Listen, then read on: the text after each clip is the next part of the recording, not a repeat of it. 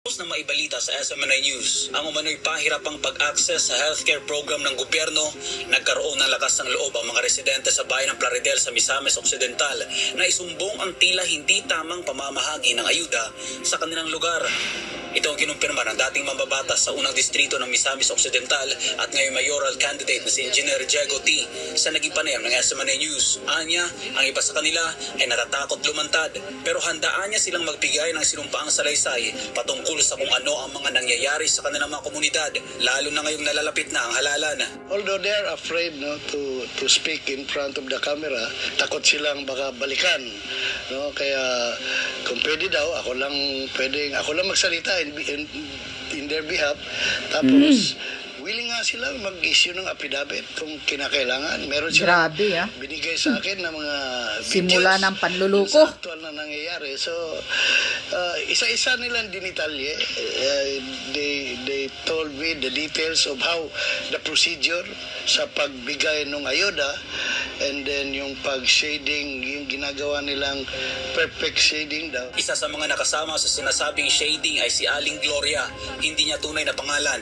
Sa panayam ng SMNI News, inilahad niya kung paano nangyayari ang shading sa kanilang lugar kapalit ang 1,000 pisong ayuda. Sa shading, sir, tagaan nila og kanang sampul balot, tapos kinahanglan nga adto sa lamisa. Then dili pwede nga kanang ballpen lay gamiton, kundi katug yung marker. Then kung imo pong sayupon sa ilang gikinahanglan nga katong ipasunod jud nila sa baluta, pautruhon ka. Then kung imo apod nga ilapas, pautruhon sad ka. Pero anong ginapahimo nila? Kinsa ang appeal ng shading? Kinsa nilang ginapa-appeal? Ang sa orange lang yun tanan, sir, kanay sa asinso lang yun. Nganong magpa-shading man sila? Kay ug makadawat ka o maka-shading ka, sir, mautuntuan nga makadawat ka og 1K. Kasabay nito, ipinakita din ng mga informant ang ilang video na nakuha sa sinasabi nilang shading. Ayan na, ebidensya.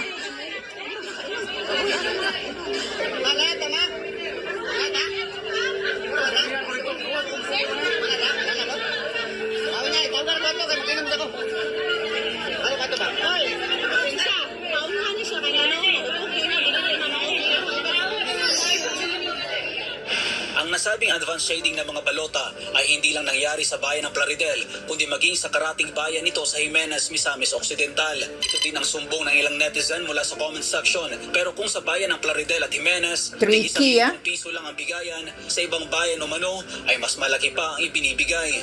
Dagdag pa ni Diego T, questionable din ang lokasyon kung saan ibinabagsak ang perang binibigay sa mga tao. Anya, kung tunay at lehitimo ang pamimigay ng ayuda, bakit sa bahay pa ng mga incumbent government officials ipinamimigay ang pera na sinasabing ayuda? Karamihan na ang sumbong sa akin, ang sabi sa akin, yung isa sa bahay ng incumbent na official, local official, elected official, na candidate din ngayon. Yung isa naman sa Barangay Bato, ganun din. Incumbent SB member na candidate din ngayon.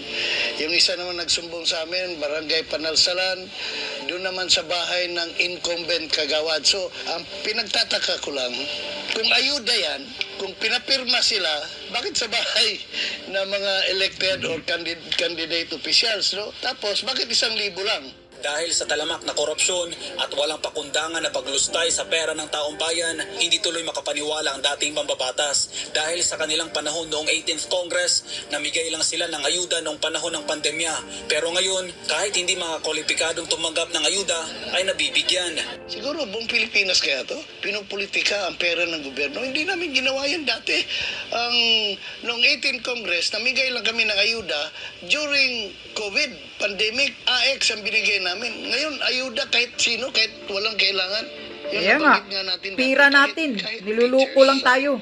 Na malalaking sweldo, nabigyan ng akap. Para sa kanya, malinaw na minamanipula ng mga nasa kapangyarihan ang mga kawawa Grabing panluloko na to. sa kanilang lugar. Kawawa, manipulated. Grabe. Yung kamangmanga nila, yung hirap nila. Kaya nga. Parang naabuso. Biro mo pati senador. Kailangan sila ang pumili, sinong pipiliin mo. Paano kung gusto mo si Sara Duterte? Paano kung ayaw mong ma-impeach si Sara? Pipilitin kang doon bumoto sa mga senador na posibleng magpa-impeach kay Sara. Masakit sa loob mo. Ay, Wala kung- kang magawa. Akong Pag hindi ganyan mo ninyo, sinunod, isampal ko yan sa hindi sino mang matatanggap na ayuda. nagpipilit Samantala, sa akin. kaugnay nito, binigyang diin din ni Diego T na ang mga nangyayari sa kanilang lugar ay hindi biro at dapat itong aksyonan ng mga kinauukulang ahensya ng gobyerno dahil malaki anyang epekto nito sa magiging resulta ng national elections. Limbawa, ikaw ang bumoto kay Sara. Limbawa, naawa ka kay Presidente Duterte na pinadala doon sa kulungan sa ICC. Gusto mong mabalik. Gusto mong hindi ma-impeach Sara. Gusto mong bumoto doon sa anong tawag doon? Duterte. Di ba? Paano ngayon yun? Pipilitin. Hindi ka makakatanggap ng ayuda. So, napipilitan. Kaya minsan, naiiyak yung iba. Yung minsan, sinusurrender yung ID nila, binibigay sa akin kasi ayaw na nila. Manipulated ang mga tao. Bagamat aminado si Diego T na mahirap kalabanin ng kasalukuyang administrasyon, wala niya siyang magagawa kundi ang manindigan kung ano ang tama. Baka through media or sa social media, baka naman marinig naman sa taas na talagang malaki ang babanggain. Pero kailangan naming tumindig, kailangan naming maging matapang. Kasi kung hindi ako, sino pa? Kung hindi ngayon, kailan pa? Correct. Wala na akong choice. Dapat kong tulungan ng mga tao, lalo na yung nagigipit, naapi, lalo na yung pinupolitika. Sinisika pa ng SMNI News na makakuha ng pahayag mula sa mga concerned government agencies para sa Diyos sa Pilipinas. Yan. Ayan na. Nagsisimula ng panggagago sa mga Pilipino, sa mga Pilipinong mga mga mangmang. Niluloko lang sa 1,000 para makakuha ng advance shading na itong putang inang gobyernong mga bangag. Mga nanay, mga tatay, wag naman kayong magpapaluko para naman kayong mga patay gutom sa 1,000. Diyos ko po, 1,000 lang yan. Bayaan nyo na, wag kayong magpapaluko. Wag nyong ibinta yun kahit pinipilit kayo. Wag nyong isampal nyo yung 1,000 sa mukha ng mga sino mang nagpapashiding dyan sa inyo gobyerno o sino yan, mga putang inang dyan. Dyan na, matigok yan. Kakarmahin kayo mga putang ina ninyo. Nagsisimula na ang dayaan. Nagsisimula na ang mga panluloko dito. Comelec George Garcia. Ano to? Nagbingi-bingian ka rin ba? Ginagamit ang pira nating mga taxpayer sa panluloko. Para sa kapakanan ng mga kandidato ng bangag na gobyerno. Comelec, ano to? Legal? Okay lang ba? Gagamitin ang IX, AKA para ibili ng boto? Hayop ka, umalma ka. Aksyonan mo to. Putang ina, hindi dapat ganito. Pira ng mga taxpayer, yung IX, AKAP, ginagamit, binabalik sa mga tao, binibili para lang lulukuhin ang tao. Isang panluluko talaga to sa inyo, mga nanay, mga tatay. Huwag kayong magpapaluko, Diyos ko po.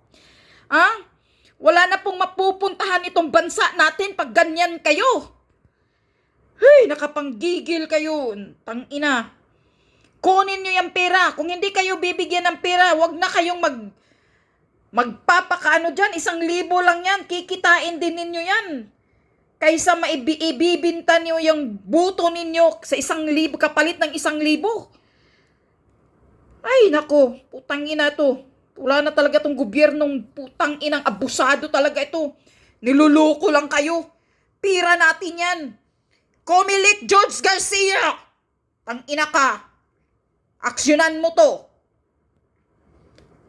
Ginagamit lang ang IX, AKAP para yan ang sinasabi ni BP Sara.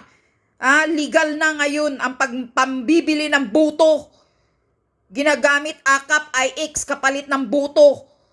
Putang ina yung AKAP, IX, pira din naman natin yan. Niluloko tayo, niluluto tayo, ginigisa tayo sa sarili nating mantika.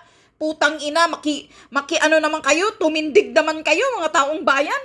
Huwag naman kayong ganyan. 1,000 lang yan, 3,000 lang yan, Diyos ko. Huwag kayong punta dyan. Pag ako dyan, pipilitin mo akong ipapashiding ang gustong senador nila?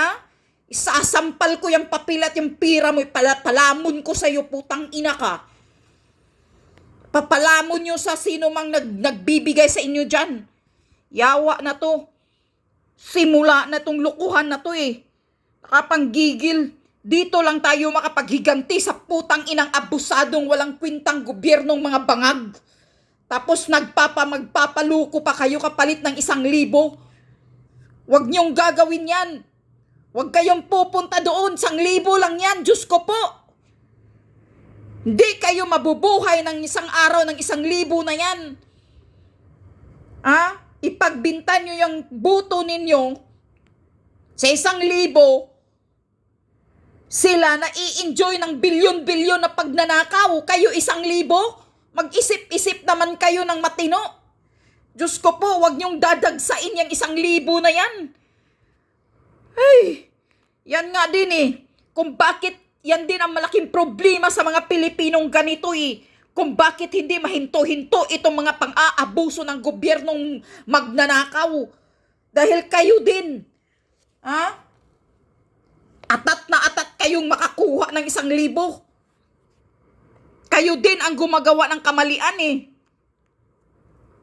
Kung pinipilit kayo dyan na ibuto kung ganyan, ba't kayo pumapayag na ganito, may advance shading na ng balota eh, wala pang butuhan eh. Sa May 12 pa ang eleksyon eh. Ba't naman kayo pumapayag? Dapat umaalma kayo. Kung umalma kayo, hindi kayo mabigyan ng 1,000, di ipakain nyo yung 1,000 sa kanila. Isampal mo yan. Wag mo namang ipagpalit yung boto mo na sasabihin mong pinipilit ka dahil hindi ka mabigyan ng 1,000. Putang ina, 1,000 lang yan. Diyos ko po. Tang ina to. Wala na itong kwintang eleksyon na to. Talagang totoo.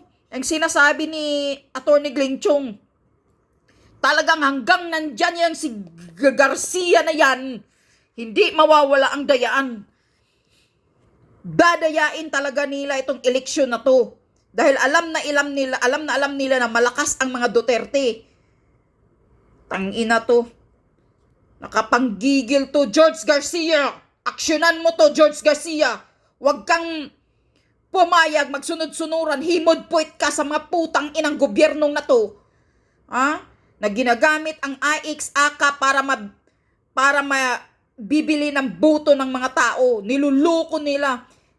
Nag-take for granted sila sa mga kamangmangan, sa kahirapan. Niluluko kayo talaga mga nanay-tatay.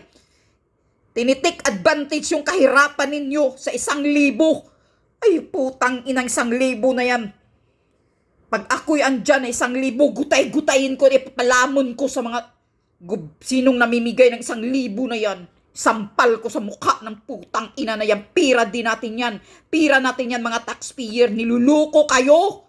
Huwag kayong magpapaloko. Yawa. Galit na talaga ako sa ganito dahil dito lang tayo makapaghiganti na ibuto natin ang tama.